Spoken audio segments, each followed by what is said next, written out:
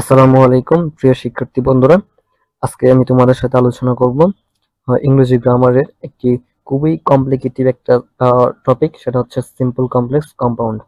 এটা হচ্ছে transformation of সেন্টেন্সের একটা টপিক, খুব গুরুত্বপূর্ণ টপিক। এখান থেকে যে কোনো চাকরি পরীক্ষা এবং প্রতিযোগিতামূলক পরীক্ষায় এবং একাডেমিক পরীক্ষাগুলোতে, এসএসসি এবং এইচএসসি পরীক্ষাগুলোতে বিভিন্ন ধরনের প্রশ্ন এসে থাকে। তো এই টপিকটা হচ্ছে খুবই গুরুত্বপূর্ণ একটা টপিক। আজকে আমরা এই টপিকটা একদম পরিপূর্ণ দেখব। ঠিক আছে, চলো শুরু করি। দেখো, সিম্পল, কমপ্লেক্স এন্ড কম্পাউন্ড। প্রথম হচ্ছে আমরা জানি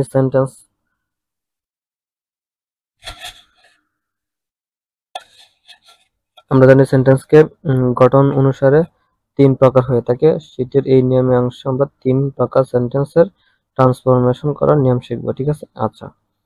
প্রথম হচ্ছে সিম্পল, কমপ্লেক্স, কম্পাউন্ড। সংক্ষেপে আমরা দেখে নেব সিম্পল কাকে বলে। সিম্পল সেন্টেন্সে একটি সাবজেক্ট এবং একটি ভার্ব থাকবে, এটা হচ্ছে মৌলিক কথা। দ্বিতীয় কথা হচ্ছে কমপ্লেক্স সেন্টেন্সে একটি প্রিন্সিপাল ক্লজ বা একাধিক সাবঅর্ডিনেট ক্লজ থাকবে, যেমন since, because, though, although, after, when, while, before, unless, though, as soon as, so that ইত্যাদি দ্বারা যুক্ত থাকবে। ঠিক আছে, আচ্ছা। পরে আসো কম্পাউন্ড সেন্টেন্সে। কম্পাউন্ড সেন্টেন্সে দুই বা ততোধিক ইন্ডিপেন্ডেন্ট ক্লজ থাকবে, কনজাংশন দ্বারা যুক্ত থাকবে, যেমন হচ্ছে এন্ড, বাট, অর, ওরা হচ্ছে নর, ফর, ইয়েট ইত্যাদি ইত্যাদি। আচ্ছা, এখন আমরা দেখব সংজ্ঞা কোনটা কাকে বলে। সিম্পল সেন্টেন্স যে সেন্টেন্সে একটি মাত্র সাবজেক্ট এবং একটি ফাইনাল ভার্ব থাকে তাকে সিম্পল সেন্টেন্স বলে। The car is very costly, এটা একটা সিম্পল সেন্টেন্স। আচ্ছা, পরে হচ্ছে আমরা জানি এগুলো, এখানে দুটো ভার্ব আছে। পরে আমরা দেখি কমপ্লেক্স সেন্টেন্সে যে সেন্টেন্সে একটি প্রিন্সিপাল ক্লজ এবং এক বা একাধিক সাবঅর্ডিনেট ক্লজ থাকে তাকে কমপ্লেক্স সেন্টেন্স বলে। যেমন দো হি is poor, he is honest, এটা একটা কমপ্লেক্স সেন্টেন্স। এখানে হচ্ছে হি ইজ হনেস্ট হচ্ছে একটা কি প্রিন্সিপাল ক্লজ, আর দো হি ইজ পোর এটা হচ্ছে একটা সাবঅর্ডিনেট ক্লজ, এবং এই দো হচ্ছে একটা কনজাংশন।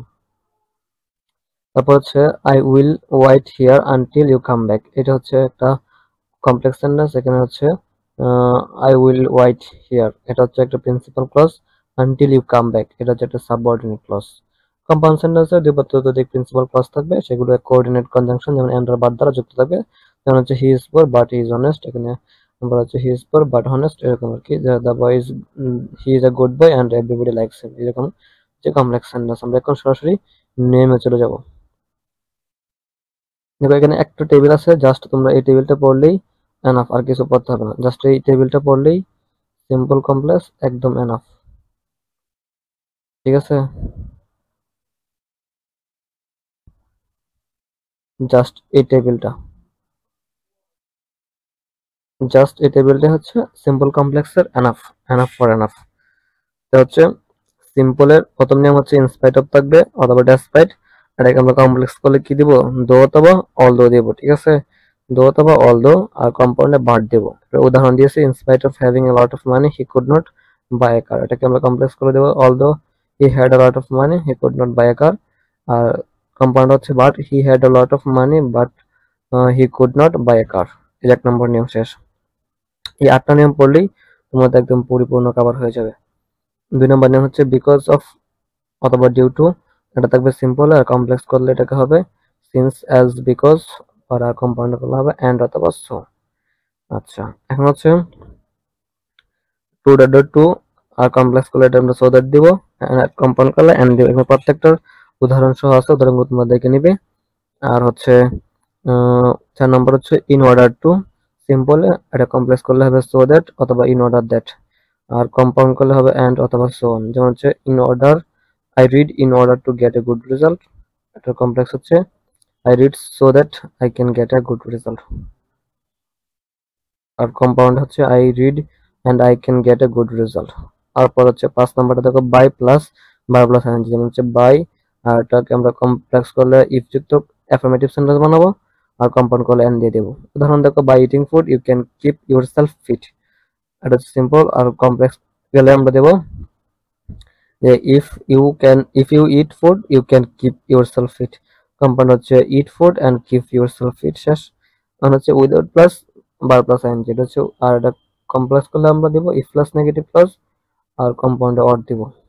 যেমন সিম্পল হচ্ছে without working hard you can't pass, আর এটা আমরা যদি কমপ্লেক্স করি তাহলে দেব if you don't work hard you can not pass. আর আমরা যদি কম্পাউন্ড বানাই এটাকে তখন আমরা কি দেবো, অর দিব, যেমন হচ্ছে work hard or you can pass. 7 নম্বর হচ্ছে পার্টিসিপল। পার্টিসিপলটা হচ্ছে কি taking the money we went to the market, টাকা নিয়ে আমরা মার্কেটে চলে যাবো। হচ্ছে কমপ্লেক্স করলে আমরা কি দেবো, as soon as দেন ইত্যাদি ইত্যাদি। এই নিয়মগুলো তোমরা সবাই দেখে নিবে আশা করি। এই বক্সটা তোমরা ভালো করে পড়লে সিম্পল কমপ্লেক্স ইত্যাদি আশা করি সবার কভার হয়ে যাবে। তাছাড়া এখানে কতগুলো নিয়ম আছে, আমরা এগুলো আজকে দেখাবো না তোমাদেরকে।